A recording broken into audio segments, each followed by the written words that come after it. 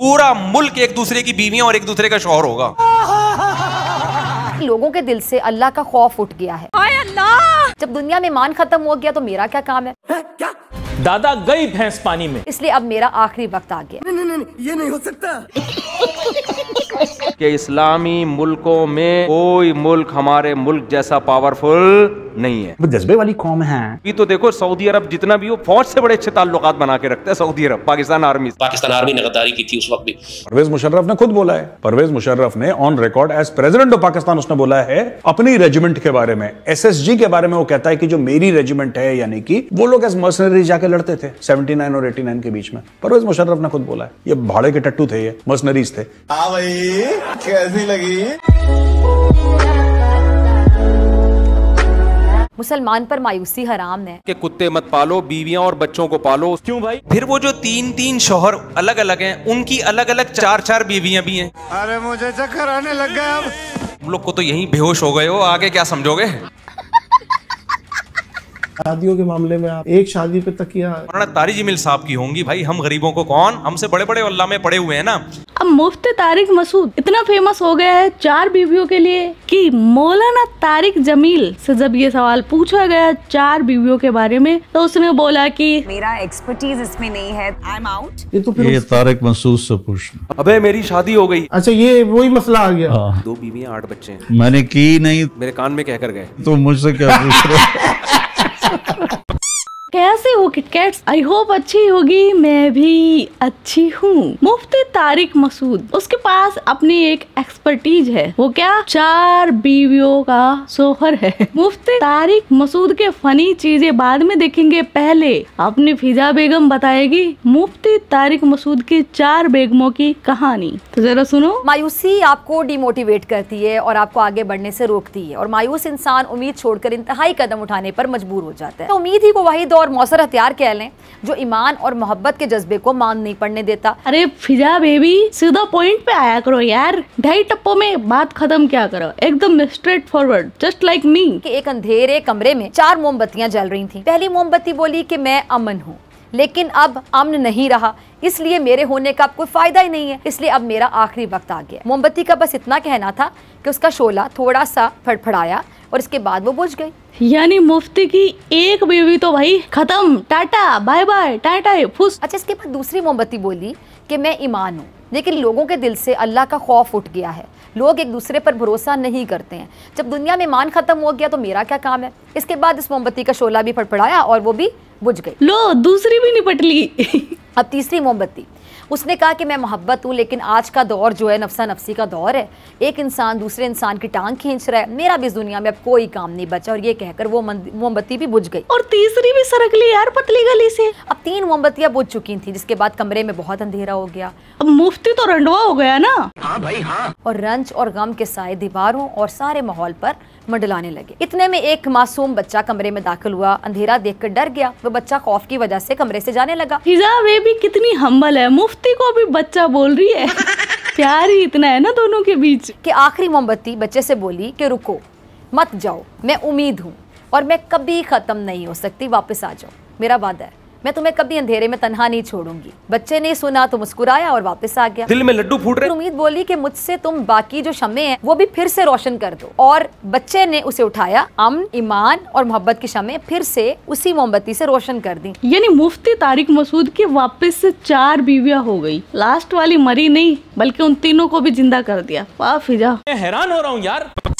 अब देखते हैं मुफ्ती तारिक मसूद की नॉलेज 4 बीवियों के बारे में। उससे पहले मैं आपको बताना चाहूंगी कि अपना सीट बेल्ट बांध ले, क्योंकि हंसते हंसते अगर गिर पड़े, दांत वहाँ टूट गए तो फिर बोलना मत किट्टू भाई बताया नहीं। Okay okay. हाँ तो भाई आरजू जी जैसे कुछ बोल्ड पत्रकार हैं पाकिस्तान में जो इन मुफ्तियों से सवाल कर लेते हैं ऐसे कि फिर ये पतली गली ढूंढते फिरते हैं। तो एक बार आरजू जी ने पूछा था कि जन्नत में मर्दों को हुर मिलेंगी, लेकिन औरतों को क्या मिलेगा? हुरा, पुल्लिंग हुरा ही होता होगा ना। इसलिए कि ये जो यहाँ पर होता है ना, ये हलाला हो रहा है, उसके बाद मुक्ता हलाला गलत है, हलाला होता भी गलत है, होता भी गलत है, वो भी एक तरह की प्रोस्टिट्यूशन है। अब ये सवाल मुझे नहीं पता एग्जैक्ट कि पूछा किसने था, लेकिन पूछा जरूर था। मुफ्ती जब जवाब दे रहा है तो किसी ने तो पूछा होगा ना, क्या कि अगर मुफ्ती 4 बीवियां रख सकता है तो कोई खातून 4 शौहर क्यों नहीं रख सकती यार? तो इसका जवाब सुनिए। ये जो खवातीन सुबह शाम रट लगाती हैं कि मर्द को 4 का इख्तियार है, औरत को क्यों नहीं? Good question. थोड़ी देर के लिए तस्वुर कर लो कि औरत को भी 4 की इजाजत दे दी जाए तो होगा क्या? आपने घबराना नहीं है। मर्द को भी 4 बीवियां रखेगा और औरत भी कितने 4 मियाँ रख सकती है। नाउजुबिल्लाह, तौबा तौबा। एक आदमी की 4 बीवियां हैं और उन चारों को भी इजाजत है कि 4 मियाँ रख सकती हैं। ठीक है जी। चारों के 4 शौहर मिला के टोटल 16 शौहर हो गए कि नहीं हो गए? कैसे? जैद ने 4 बीवियां रखी। ओके। ABCD उन बीवियों के नाम है। अच्छा जी, आगे चलते हैं जी। ए ने जैद के अलावा भी 3 आदमी और रखे हुए। बी बीवी है, उसके भी कितने हो गए? 3 अलग से हो गए। ऐसे लोगों के बारे में मैं क्या बोलूं? सी के भी 3 अलग हो गए, डी के भी 3 अलग हो गए। Congratulations। फिर वो जो 3 शौहर अलग अलग हैं, उनकी अलग अलग 4 बीवियां भी हैं। अरे मुझे चक्कर आने लग गया अब। तुम लोग को तो यहीं बेहोश हो गए हो, आगे क्या समझोगे? वजह क्या है? सवाल पूछा करें ना अपने आप से, जड़ तक जाएं और बात की गहराई तक जाएं और गहराई से जड़ से मसले को उठाएं कि आखिर बैकग्राउंड क्या है। ये ब्लॉकचेन बन जाएगी पूरी, पूरा मुल्क एक दूसरे की बीवियां और एक दूसरे का शौहर होगा। कितनी बड़ी ये बेगैरती है, शर्म नहीं आती आप लोगों को? पूरा मुल्क क्या होगा? सब एक दूसरे की बीवी और सब एक दूसरे के शौहर। शर्म नहीं आती आप लोगों को? बेशर्म हो। थोड़ा सा तो चेन को आगे चलाने दो ना। चलो चलो चलो, अभी थोड़ा एंजॉय तो करने दो। रहा नहीं जाता, तड़प ही ऐसी है ना। 3 शौहर अलग अलग, फिर उन 3 जो अलग अलग शौहर हैं उन सब की 4 अलग अलग भी हैं। एक तो ये वाली हो गई, 3 अलग हो। और इस पर एक और सितम ये देखिए, फिर उन 3 के अलग अलग 4 मियाँ भी हैं। जरा सोचें तो ये क्या बन जाएगा भाई? ये क्या, यानी ये तो चूचू का मुरब्बा नहीं बनेगा? पूरी दुनिया में पाकिस्तान का मजाक उड़वा रहे हैं आप लोग। और सितम वाला सितम ये कि इसी पे नहीं रुक रहे।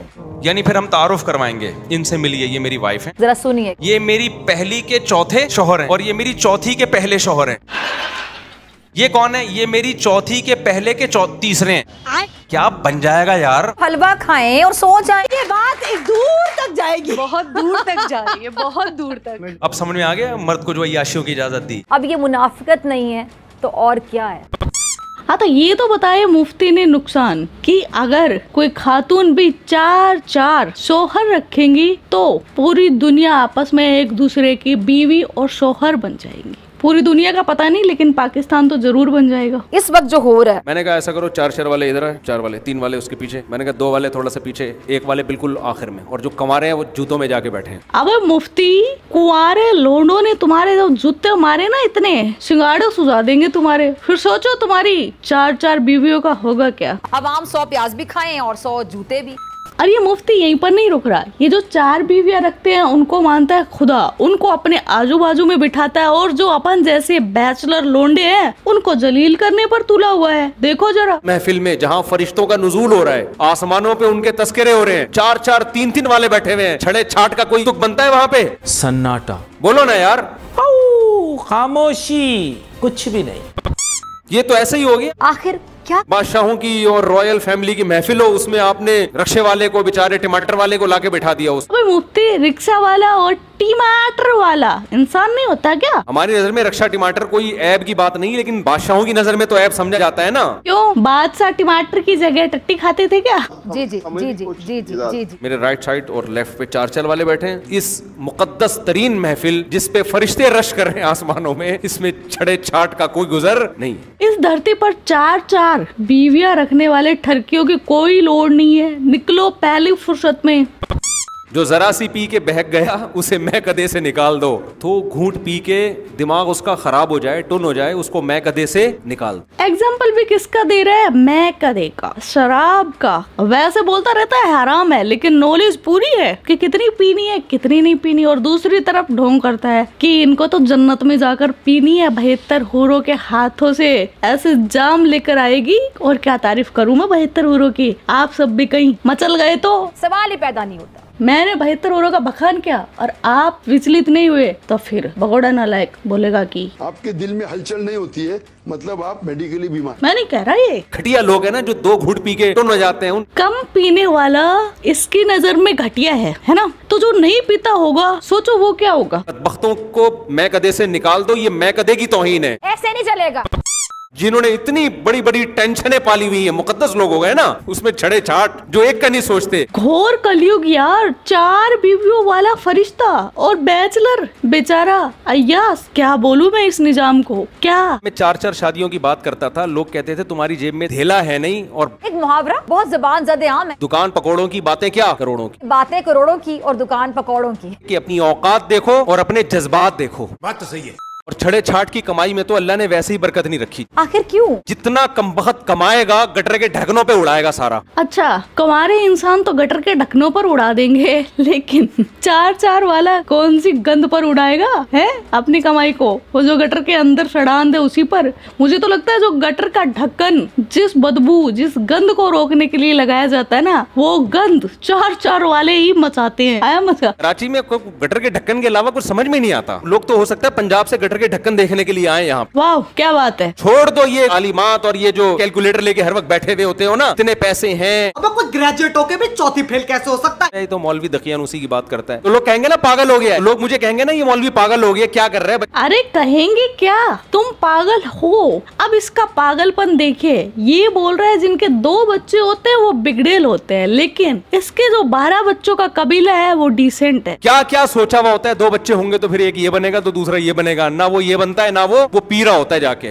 वाह, सब कुछ है मगर मजा फिर भी नहीं है। इसकी वजह क्या? औरत के साथ मियाँ नहीं है तो उसका ऑल्टरनेट क्या है? कुत्ता है। अरे कुत्ता एक वफादार प्राणी है, क्यों उसके नाम को खराब कर रहे हो? मैं बोलती हूँ सुअर रखो, सुअर। तुम्हारी कौम को बड़ा पसंद है। हमारे यहाँ औरतों ने कुत्तों की जगह हम लोग को रखा हुआ है। अरे मुफ्ती सुअरों की जगह बोला करो, सुअरों की जगह तुम्हारी बीवी ने तुम्हें रखा है। कुत्तों की जगह उन्होंने कहा बेहतरीन ऑप्शन क्या है, हम लोग को रख ले। अरे कौन भौंक रहा है ये बदतमीज? अब बात कर लेते हैं इस जमहूरी मुल्क पाकिस्तान। डिफेंस के लिहाज से पावरफुल पाकिस्तान ज्यादा है एटम बम की वजह से। अजीब मेरा घंटा। बम ऐसी चीज है ना, ये हटो बच्चों हो गई हमारे पास। जो अल्लाह ने हमें एटम बम दे दिया, ये भी नहीं देना था भाई। माशी तरक्की होगी, थोड़ा बम थोड़ा मार्केट से कुछ से हम खुला खाएंगे और खूब अच्छा खाएंगे पिएंगे, मुआशी तरक्की होगी, बिजली सस्ती हो जाएगी वगैरह वगैरह। वो एटम बम ही है ना कि क्या कुछ और है? इनको एक तो पता ही नहीं। एटम बम की वजह से भाई तुम्हारी इकोनॉमी कैसे बूस्ट हो रही है, कैसे तुम्हें खाना पीना मिल रहा है, मुझे कोई बता दो यार। हमारे कंट्री को अल्लाह ने ये फजीलत दी है कि इस्लामी मुल्कों में कोई मुल्क हमारे मुल्क जैसा पावरफुल नहीं है। आपसे समझदार ना पागल होते हैं। ये तो देखो सऊदी अरब जितना भी हो फौज से बड़े ताल्लुकात बना के रखता है सऊदी अरब पाकिस्तान आर्मी से। देखो आज इस मुफ्ती ने भी मान लिया कि पाकिस्तान आर्मी भाड़े की टट्टू है। सऊदी अरब ने हायर किया उसको। और किसने? मुझे एग्जैक्ट क्लिप मिल नहीं रही, मैंने बहुत ढूंढा, लेकिन मैंने कभी तो देखा था कि मेजर सर ने कहा था कि इनकी जो आर्मी है ना वो फिलिस्तीनियों को मार के आई थी। पता नहीं जॉर्डन के कहने पर या इजिप्ट के, मैं थोड़ा उसमें क्लियर नहीं हूँ। मुझे थोड़ी सी क्लिप तो मिली है, वो मैं लगा रही हूँ। परवेज मुशर्रफ ने खुद बोला है। परवेज मुशर्रफ ने on record as president of Pakistan उसने बोला है अपनी रेजिमेंट के बारे में, एसएसजी के बारे में। वो कहता है कि जो मेरी रेजिमेंट है, यानी कि वो लोग एज मर्सनरी जाके लड़ते थे 79 और 89 के बीच में। परवेज मुशर्रफ ने खुद बोला है ये भाड़े के टट्टू थे, ये मर्सनरीज थे, ये लोग पैसा लेके लड़ते थे। कहने की बात ये है कि भाई उसने पैसे पकड़ लिए पाकिस्तान ने, अब ये अफगानिस्तान में बम गिराएगा और ये बोलेगा कि नहीं हम तो टीटीपी के ठिकाने। ये टीटीपी को भी मारेगा, ऐसी बात नहीं है, लेकिन ये अफगान तालिबान और इस्लामिक स्टेट और अलकायदा जितने भी अंदर हैं उनको करेगा। इसलिए नहीं कि पाकिस्तान को ऐसा लगता है कि इनको मारना चाहिए, नहीं, क्योंकि अगर यही लोग जो आज पाकिस्तान के खिलाफ काम कर रहे हैं, अगर ये भारत के खिलाफ काम कर रहे होते, पाकिस्तान इनको जैसे इसने हाफिज सईद को पाला है, मौलाना मसूद अजहर को पाला है, सैयद सलाउद्दीन को पाला है और लोगों को पाला है, वैसे ही इनको भी पालता। लेकिन क्योंकि ये पाकिस्तानियों को ठोक रहे हैं और डेली के डेली ठोक रहे हैं, पाकिस्तानियों को बहाना मिल गया। इन्होंने अमेरिकन को बोला हेलो हेलो मालिक, आज आपके नमक का हक अदा करने का वक्त आ गया है और हमारे जेट जाएंगे और ठोकेंगे अफगानिस्तान के अंदर। एक तरफ ही फिलिस्तीन के लिए इतनी हमदर्दी रखते हैं, उन्हीं फिलिस्तीनियों को कुत्ते की मौत मारा था पैसों के लिए इनकी भाड़े की टट्टू पाकिस्तानी फौज ने। और ये खुद मौलाना बता रहा है कि पैसों के लिए इनकी पाक फौज किसी के भी तलवे चाट लेगी। इसलिए अल्लाह ने फरमाया घोड़े बांध के रखो। उस जमाने का सबसे बड़ा हथियार क्या था? घोड़ा। जो सुकून की जिंदगी वो सिर्फ कब्र में होती। अल्लाह ने जो कहा ना, कुव्वत इकट्ठी करो, इससे मुराद फेंकने की ताकत है। आप समझ रहे हैं? आपने अपनी फेंकने की ताकत को बढ़ाना है। हाँ, और फिर लंबी लंबी फेंकना। बम है, क्या है हमारे पास, क्या है? बम। बस कर कांटू। हाँ तो किटकैट्स, ये था आज का वीडियो। आपके क्या थॉट्स है इस वीडियो के बारे में, वो कमेंट सेक्शन में बता देना। आप अपना ख्याल रखना। Love you my KitKats. Yo Kittu भाई। यो किट्टू भाई।